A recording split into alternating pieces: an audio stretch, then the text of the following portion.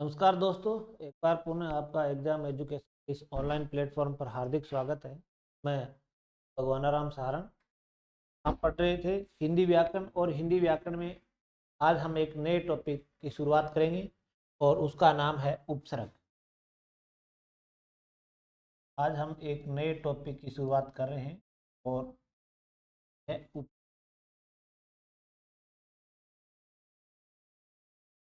उपसर्ग के बारे में पढ़ेंगे।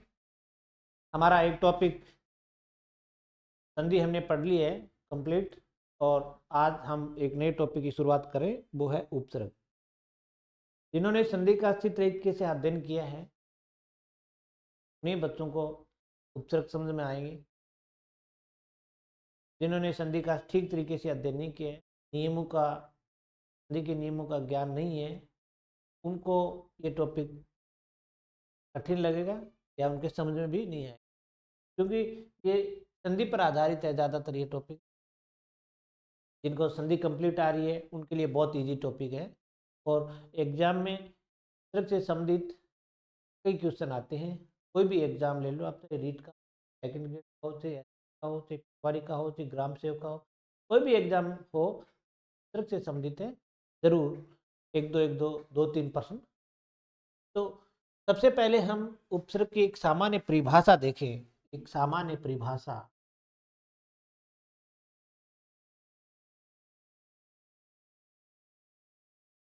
कि उपसर्ग कहते किसे। परिभाषा विद्वानों की अपनी एक राय है। अलग अलग विद्वान किसी शब्द को अलग अलग तरीके से परिभाषित करते हैं, तो एक अलग बात है। लेकिन एक उपसर्ग एक शब्दांश है।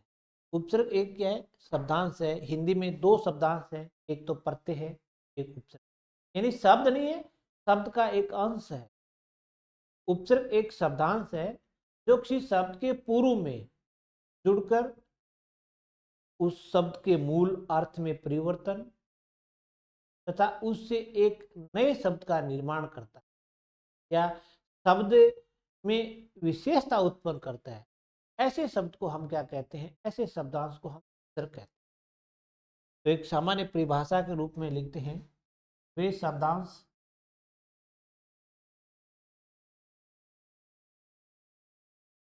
वे शब्दांश जो किसी जो किसी शब्द के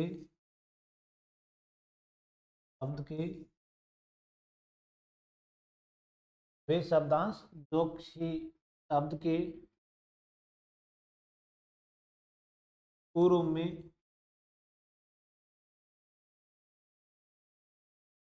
जुड़कर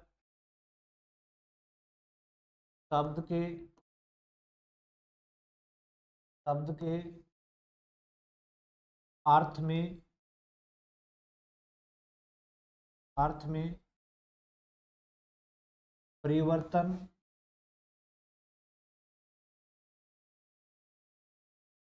या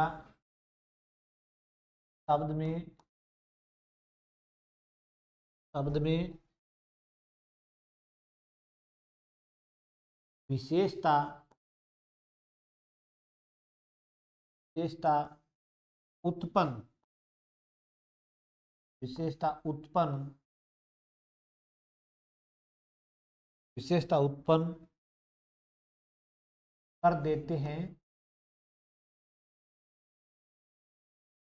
तथा उससे उससे एक नए शब्द का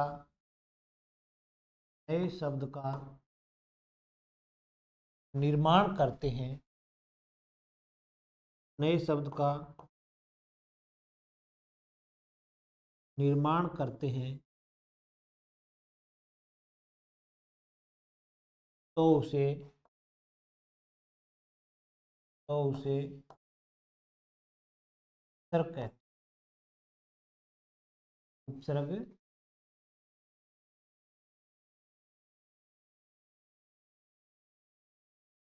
यानी उपसर्ग एक शब्दांश है।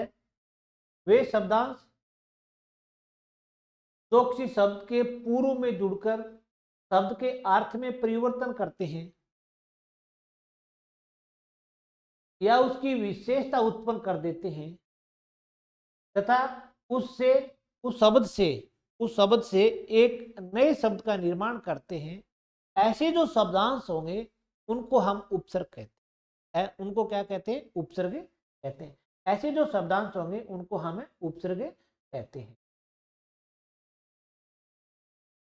अगर हम किसी शब्द के उपसर्ग लगाते हैं, क्योंकि उपसर्ग का अपना कोई स्वतंत्र अर्थ नहीं होता है, उपसर्ग और प्रत्यय का अपना कोई स्वतंत्र अर्थ नहीं होता है, वो किसी शब्द के आगे या पीछे जुड़कर मूल शब्द के अर्थ में परिवर्तन कर देते हैं।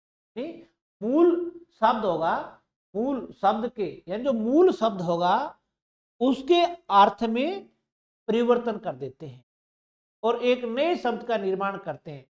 ऐसे शब्दांश को हम उपसर्ग कहते हैं। अब बात करते हैं, जैसे किसी शब्द के हम उपसर्ग लगाते हैं ना, उपसर्ग लगाने के बाद शब्द के अर्थ में आमूलचूल परिवर्तन हो जाता है, अर्थ का अनर्थ हो जाता है, सत्य का असत्य हो जाता है। जैसे एक शब्द है, जैसे एक अ उपसर्ग है और शब्द है सत्य, सत्य में मैंने अ उपसर्ग जोड़ा और फिर क्या बन गया? असत्य हो गया। क्या हो गया? असत्य।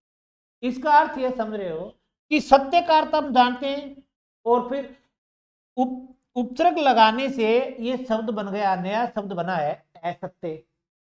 अर्थ एकदम बिल्कुल विपरीत चला गया, एकदम दिन का रात बन गया, एकदम विपरीत हो गया कि सत्य और अ उपसर्ग जोड़ने से असत्य।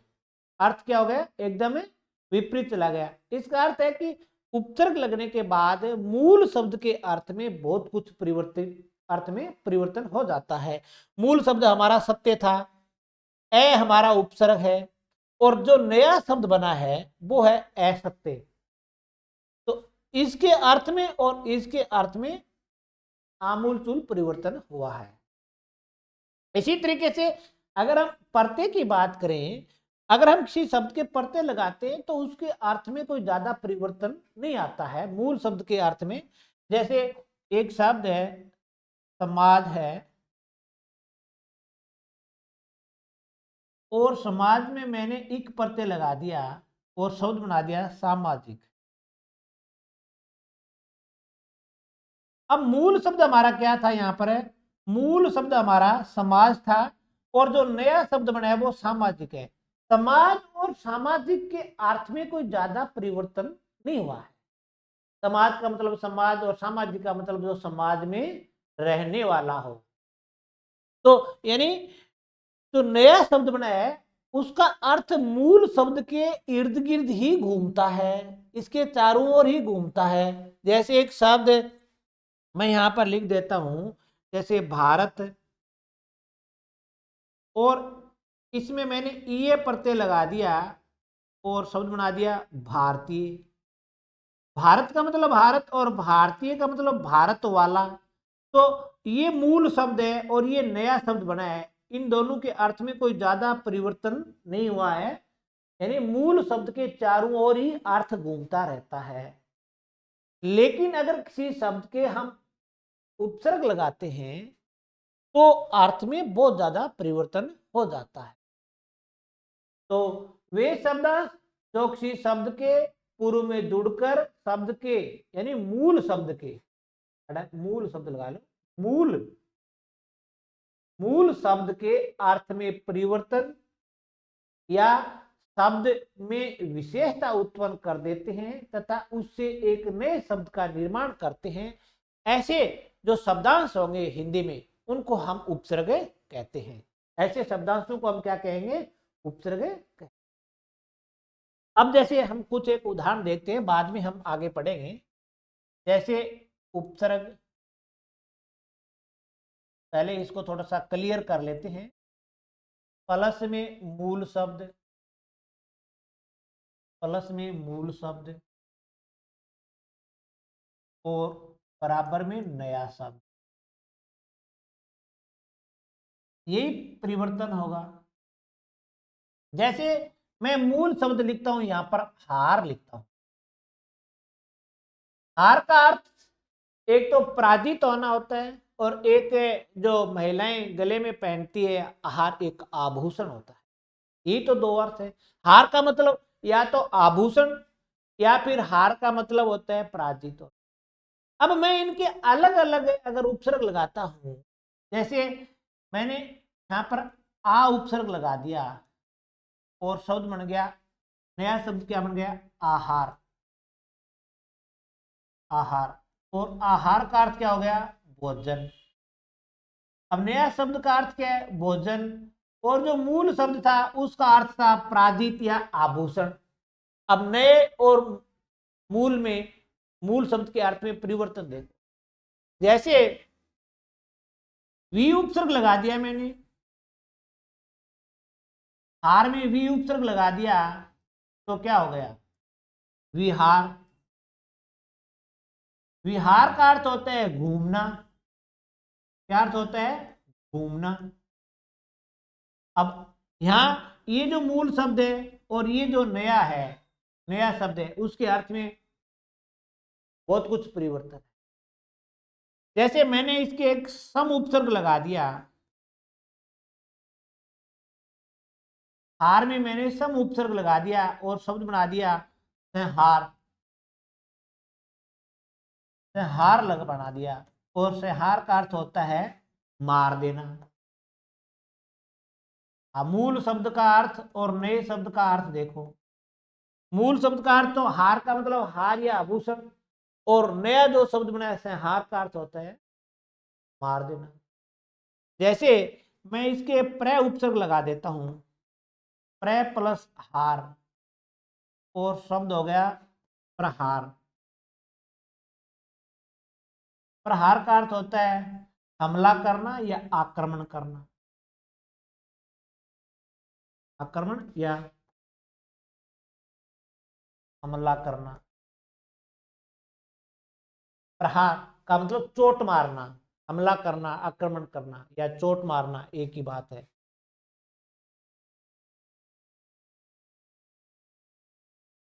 मूल शब्द का और नए शब्द का अर्थ देखो। जैसे मैं इसके प्री उपसर्ग लगा देता हूं, प्री प्लस हार, और शब्द बन गया परिहार। परिहार का अर्थ होता है छोड़ना। परिहार का अर्थ क्या होता है, छोड़ना। तो ये जो मूल शब्द है, ये हमारा मूल शब्द था हार, इनमें मैंने अलग अलग उपसर्गों का प्रयोग किया है, और इनसे ये जो नए शब्द बने हमारे, इनका अर्थ और इनका अर्थ, अर्थ में बहुत कुछ परिवर्तित है, बहुत कुछ परिवर्तन है, अंतर है इनके दोनों के अर्थ में, मूल शब्द के अर्थ में और जो नए शब्द बने इनके अर्थ में बहुत कुछ अंतर है। इसी तरीके से अगर जैसे एक शब्द है, जैसे उपसर्ग प्लस मूल शब्द और प्लस नया शब्द।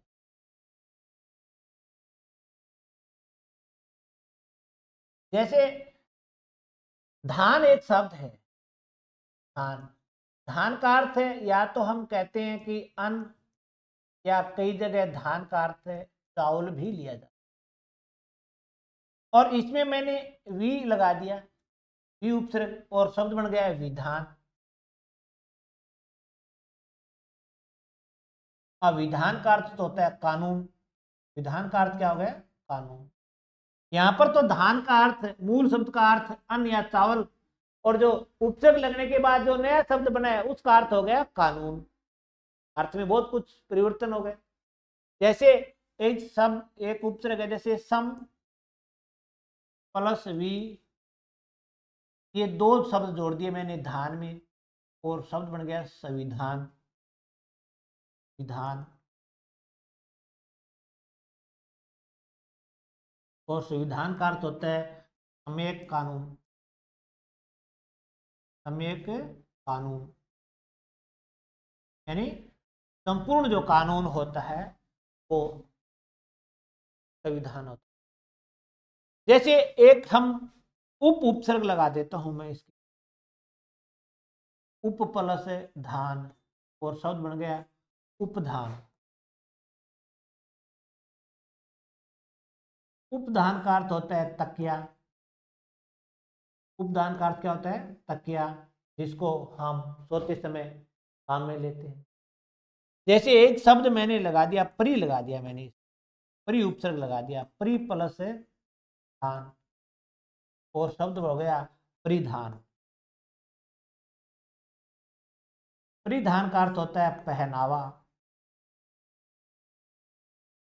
यानी इस तरीके से आप मूल शब्द में अगर अलग अलग उपसर्ग लगाते रहोगे तो अलग अलग अर्थ के नए शब्द बनते रहेंगे।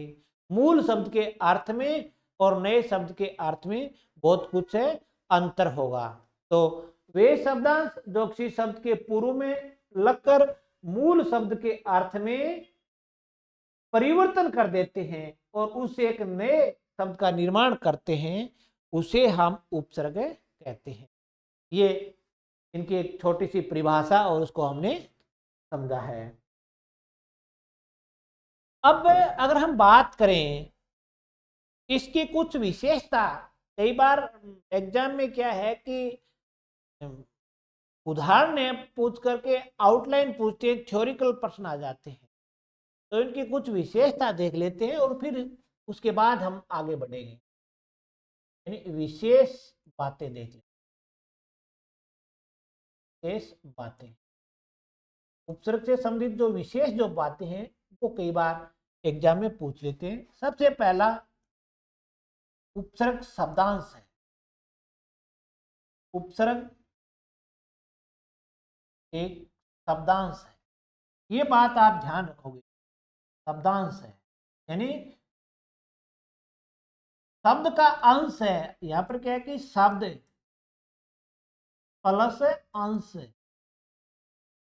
अंश का अर्थ होता है भाग या हिस्सा। यानी उपसर्ग एक शब्द का भाग है, शब्द नहीं है। शब्द का तो अपना अर्थ होता है, शब्द का अपना अर्थ होता है, लेकिन शब्द के एक भाग का कोई अर्थ नहीं होता है। शब्द होगा, जैसे मैंने एक शब्द लिख दिया कमल, ये एक शब्द है और इस कमल का अपना एक स्वतंत्र अर्थ है, इसका अपना एक स्वतंत्र अर्थ है।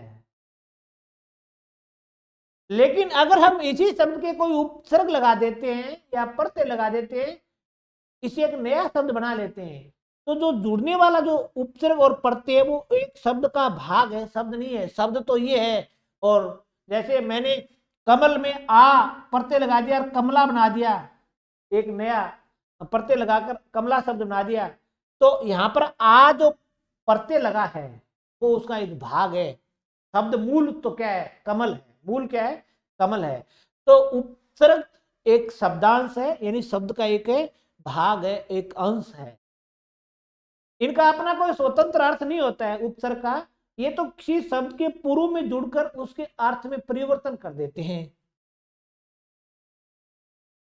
इसके बाद अगर हम बात करें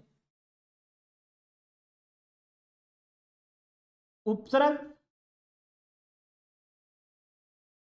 शब्द के प्रारंभ में जुड़ता है। उपसर्ग शब्द के आरंभ में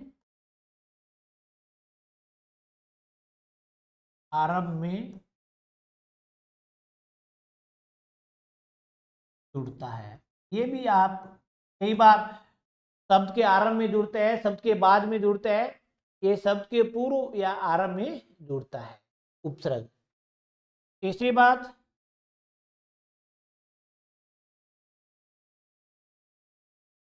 उपसर्ग मूल शब्द के मूल शब्द के अर्थ को परिवर्तित कर देता।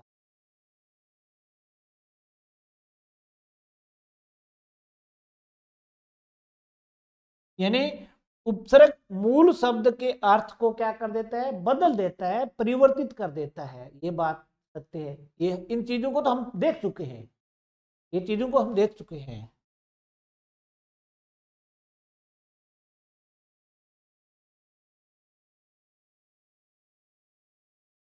उपसर्ग एक नए शब्द का निर्माण करता है।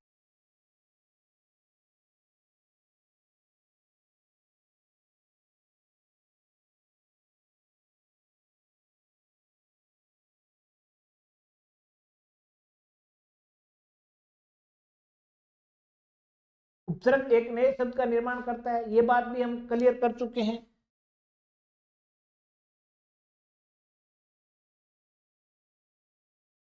उपसर्ग शब्द के साथ, शब्द के साथ संयोग या संधि से जुड़ता है। उपसर्ग अगर शब्द के साथ जुड़ता है तो या तो वो संयोग से जुड़ेगा या उसमें फिर कोई ना कोई संधि होगी। या तो वो संयोग से जुड़ेगा या फिर उस शब्द में क्या होगी, संधि होगी। जैसे मैं एक शब्द लिखता हूं, जैसे अति प्लस सार। अति उपसर्ग है और सार में जोड़ा है तो इसका अर्थ हो गया अतिसार। यहां पर तो ये शब्दों को सिर्फ हमने पास पास लिखा है, संयोग किया है। जैसे एक मैंने लिख दिया वी प्लस अर्थ। वी उपसर्ग है और अर्थ में जोड़ा है और शब्द बन गया व्यर्थ। अव्यर्थ में भी तो उपसर्ग है भी, लेकिन ये कैसे जुड़ा है, संधि से जुड़ा है। तो ये तो संयोग है और ये क्या है, ये संधि है, ये संधि है। तो उपसर्ग शब्द के साथ संयोग या संधि से जुड़ता है, इस बात को भी आप ध्यान रखो।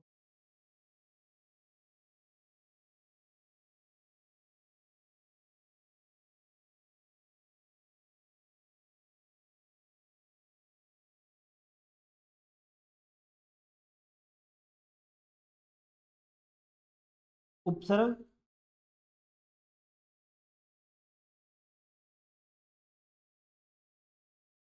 संस्कृत भाषा का, संस्कृत भाषा का एक तकनीकी शब्द है।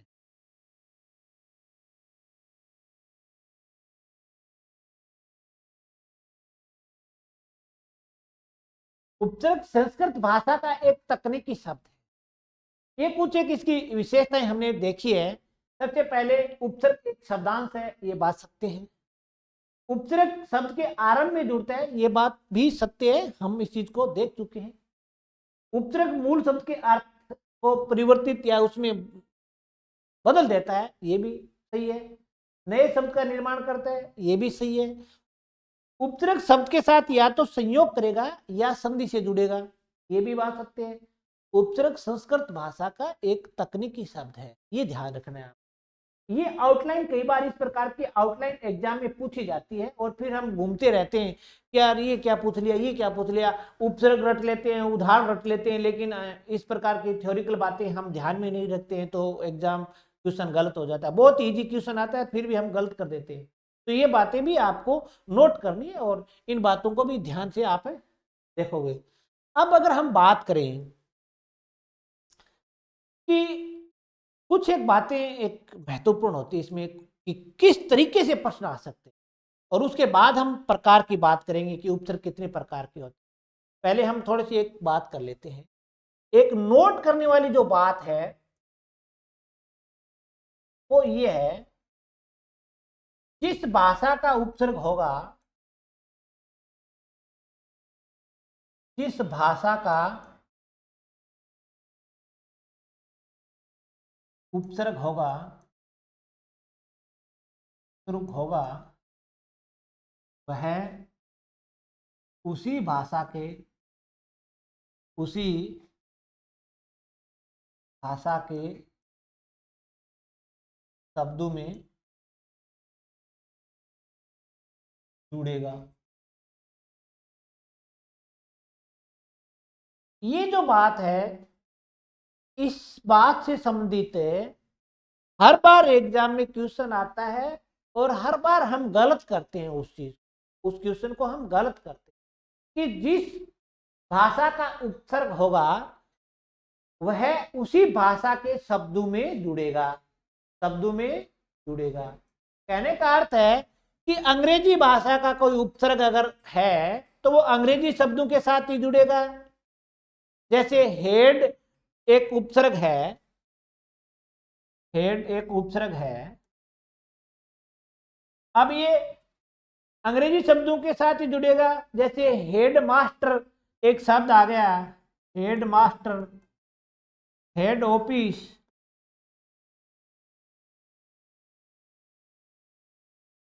Head constable. तो इसका अर्थ है कि ये जो शब्द बन रहे हैं ना, ये शब्द हेड मास्टर, हेड ऑफिस, ये अंग्रेजी भाषा के शब्द बन रहे हैं, अंग्रेजी भाषा के शब्द बन रहे हैं। क्यों बन रहे हैं? क्योंकि ये जो उपसर्ग है हमारा, ये अंग्रेजी भाषा का है और ये उपसर्ग अंग्रेजी भाषा के शब्दों में ही लगेगा और उससे जो शब्द बनेंगे वो भी अंग्रेजी भाषा के ही बनेंगे। अब ये कह दे कि एक शब्द लिख देता हूं मैं, हेड मकान,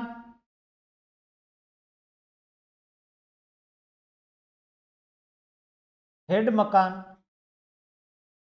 अब ये उपसर्ग तो अंग्रेजी भाषा का है और ये हिंदी भाषा का शब्द है, मकान हिंदी भाषा का शब्द आ गया और जैसे ये उपसर्ग अंग्रेजी भाषा का, तो ये इसमें आप उपसर्ग हेड नहीं मान सकते, ये गलत है। यानी जिस भाषा का उपसर्ग होगा वह उसी भाषा के शब्दों में जुड़ेगा। अगर कोई विदेशी उपसर्ग है अरबी का, फारसी का, वो अरबी फारसी में जुड़ेगा। संस्कृत भाषा का अगर कोई उपसर्ग है तो वो संस्कृत भाषा के शब्दों में जुड़ेगा। हिंदी भाषा का उपसर्ग है तो वो हिंदी भाषा के शब्दों में ही जुड़ेगा। ये आपको ध्यान रखना है और हर बार इस प्रकार से क्वेश्चन आते हैं। जैसे मैं एक क्वेश्चन लिखता हूं,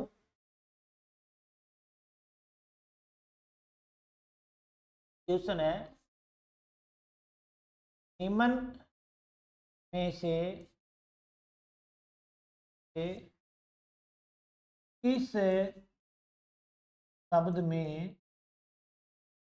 में औ उपसर्ग का प्रयोग नहीं हुआ है। ये सब प्रश्न आता है, ये प्रश्न हर बार एग्जाम में पूछा जाता है कि निम्न में से किस शब्द में औ उपसर्ग का प्रयोग नहीं हुआ है। और हमारे पास ऑप्शन आ जाते हैं इस तरीके से, अवगुण 2 नंबर ऑप्शन आ गया, अवघट 3 नंबर ऑप्शन आ गया, औचक 4 नंबर ऑप्शन आ गया, औरत। अब हमें देखने पर यह लग रहा है कि भी इन सब में औ उपसर्ग है, सब में लग रहा है, लेकिन अब अगर इन सब में औ उपसर्ग है तो इसका अर्थ है कि क्वेश्चन गलत है। सबसे पहले इस प्रकार के प्रश्न में हमें यह तय करना पड़ता है कि ये जो उपसर्ग पूछा गया है औ, ये कौन सी भाषा का है? ये औ उपसर्ग हिंदी भाषा का है। ये किस भाषा का है? हिंदी भाषा का। इसका अर्थ हुआ कि इससे संबंधित जो भी शब्द बनेंगे वो हिंदी भाषा के बनेंगे। जैसे अवगुण हिंदी भाषा का शब्द है, अवघट हिंदी भाषा का शब्द है और औचक हिंदी भाषा का शब्द है। लेकिन ये औरत जो शब्द है वो विदेशी भाषा का है, अरबी फारसी में से आया है, विदेशी भाषा में से। यानी हिंदी का उपसर्ग से हिंदी के शब्दों का निर्माण होगा, न कि विदेशी का। तो इस क्रम में हमारा उत्तर ये सही होगा कि औरत में औ उपसर्ग नहीं है। और देखने में औ प्लस रथ, इसमें भी औ उपसर्ग है, लेकिन औ प्लस रथ से औरत जो शब्द बना है वो विदेशी भाषा का बन गया है, और हमारे पास उपसर्ग कौन सा है? हिंदी भाषा। ये क्वेश्चन हमेशा एग्जाम में पूछा जाता है, हर बार गलत कर देते हैं। ये कंफ्यूज रहता है कि यार सब में है तो फिर करें कैसे। आपको सबसे पहले ये देखना है कि जो उपसर्ग पूछा गया है वो किस भाषा का है, और उनसे जो संबंधित शब्द बन रहे हैं, जैसे एक शब्द लिख देता हूं मैं, औलाद। अब औलाद जो शब्द है वो विदेशी भाषा का है, तो इसमें ये मान्य नहीं होगा। जैसे अवसर लिख देते हैं, अवसर ये हिंदी भाषा का है, इसमें मान्य है, तो ये ध्यान रखोगे। इसके बाद एक क्वेश्चन आता है, जैसे निम्न में से निम्न में से किस शब्द में उपसर्ग का प्रयोग किया गया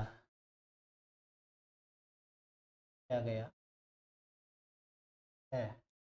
यानी निम्न में से किस शब्द में उपसर्ग का प्रयोग नहीं किया गया है। अब मेरे पास शब्द लिख देता हूं, जैसे एक नंबर है विमल, 2 नंबर है विज्ञान, 3 नंबर है विवेक, 4 नंबर है विधि। अब हमें देखना कि कौन सा ऐसा शब्द है जिसमें उपसर्ग का प्रयोग नहीं किया गया है। अब अगर इस तरीके का क्वेश्चन आता है तो आप उपसर्ग को अलग करो और मूल शब्द को अलग करो। जैसे इन सब में वी उपसर्ग दिखाई दे रहा है तो हम इसे हटाते चलेंगे, वी प्लस मल, वी प्लस ज्ञान, वी प्लस वेक, और वी प्लस धी। सबको मैंने अलग अलग कर दिया। अब यहां पर मूल शब्द कौन कौन से बने? मल शब्द हम पढ़ते हैं लिखते हैं, इसका मतलब ये मूल शब्द है। ज्ञान शब्द को हम इसी तरीके से बोलते हैं, पढ़ते हैं, लिखते भी हैं। अब धी का अर्थ होता है धारण करना, पढ़ते हैं, धी पढ़ते हैं और उसका अर्थ होता है धारण करना, ये भी सही है। अब ये वेक शब्द है, इस वेक शब्द को आपने कभी पढ़ा है क्या, या कभी लिखा है, या कभी देखा है? नहीं देखा है। इसका अर्थ ये मूल शब्द नहीं है, ये मूल शब्द नहीं है। इसका अर्थ है कि विवेक जो शब्द है वो मूल शब्द है, विवेक में कोई उपसर्ग नहीं है। विवेक जो शब्द है वो मूल है, इसमें उपसर्ग नहीं है, बाकी इन तीनों में उपसर्ग है। इसलिए हमारा उत्तर क्या हो गया? विवेक हो गया। यानी हम उपसर्ग को अलग करते हैं तो मूल शब्द बचना चाहिए, क्योंकि उपसर्ग किस में लगता है? मूल शब्द में लगता है। जैसे मूल शब्द मल था और इसमें वी उपसर्ग जोड़कर विमल बना दिया। मूल शब्द ज्ञान था, उसमें वी जोड़कर विज्ञान बना दिया। मूल शब्द धी था और इसमें वी जोड़कर विधि बना दिया। अब वेक तो कोई शब्द ही नहीं है, ये पूरा विवेक शब्द है, विवेक मूल शब्द है, इसमें कोई उपसर्ग नहीं है। एक क्वेश्चन हर बार ये आता है एग्जाम में जो हमेशा गलत हो जाता है। तो उपसर्ग के जो उदाहरण प्रश्न एग्जाम में आते हैं वो इन्हीं दो तरीकों से ज्यादातर आते हैं।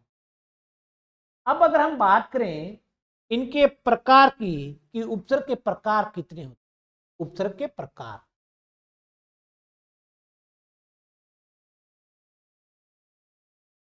उपसर्ग के प्रकार,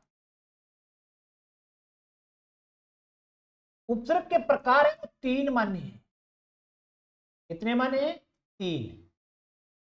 कौन कौन से वो हम देख लेते हैं। सबसे पहले है संस्कृत भाषा के उपसर्ग। कौन से? संस्कृत भाषा, भाषा के उपसर्ग। यानी हिंदी में संस्कृत भाषा के उपसर्गों का भी प्रयोग किया जाता है, या इनको हम कहते हैं तत्सम उपसर्ग। क्या कहते हैं? तत्सम उपसर्ग, या इनको कहते हैं हम तत्सम उपसर्ग। और इनकी जो संख्या है वो 22 है। कई बार एग्जाम में क्वेश्चन आ जाता है कि हिंदी में संस्कृत भाषा के कितने उपसर्गों का प्रयोग किया जाता है? 22। क्या हिंदी में तत्सम उपसर्ग कितने हैं? वो भी 22। दूसरा जो प्रकार है वो है हिंदी भाषा के उपसर्ग। हिंदी भाषा के उपसर्ग, या इनको कहते हैं तद्भव उपसर्ग। तद्भव क्यों कहते हैं? कि इन उपसर्गों का,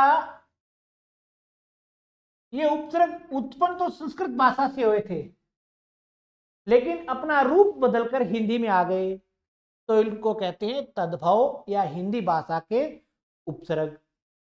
और 3 नंबर है विदेशी भाषा के उपसर्ग। 3 नंबर पर कौन आता है? विदेशी भाषा के उपसर्ग। तो हिंदी में उपसर्ग कितने प्रकार के हैं? 1 नंबर संस्कृत भाषा या तत्सम उपसर्ग, 2 नंबर हिंदी भाषा के उपसर्ग, और 3 नंबर विदेशी उपसर्ग है। विदेशी उपसर्ग की बात करें, ये 2 प्रकार के होते हैं विदेशी उपसर्ग। एक तो उर्दू के होते हैं, उर्दू भाषा के उपसर्ग, और एक होते हैं अंग्रेजी भाषा के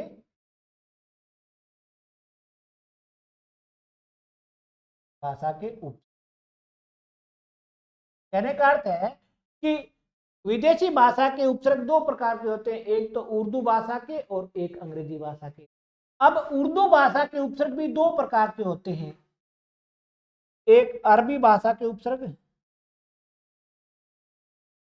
अरबी भाषा के उपसर्ग, और एक होते हैं फारसी भाषा के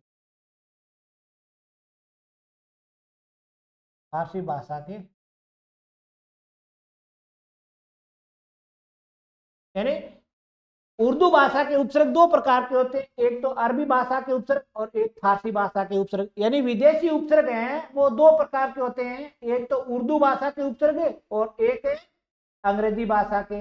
उर्दू भाषा वाले उपसर्ग 2 प्रकार के होते हैं, अरबी भाषा के और फारसी भाषा के। और पहला संस्कृत यानी तत्सम उपसर्ग, दूसरा हिंदी भाषा या तद्भव उपसर्ग, तीसरा विदेशी उपसर्ग। ये उपसर्ग के 3 ही प्रकार माने गए हैं। इनके बारे में हम अगली क्लास में पढ़ेंगे। इस क्लास में इतना ही। अगली क्लास में हम तत्सम उपसर्ग जो 22 है उनका एक एक करके अध्ययन करेंगे, फिर हम हिंदी भाषा के उपसर्गों का अध्ययन करेंगे, और फिर हम विदेशी जो भाषा के जो उपसर्ग है उनका भी अध्ययन करेंगे। इस क्लास में बस इतना ही। जय हिंद, जय भारत।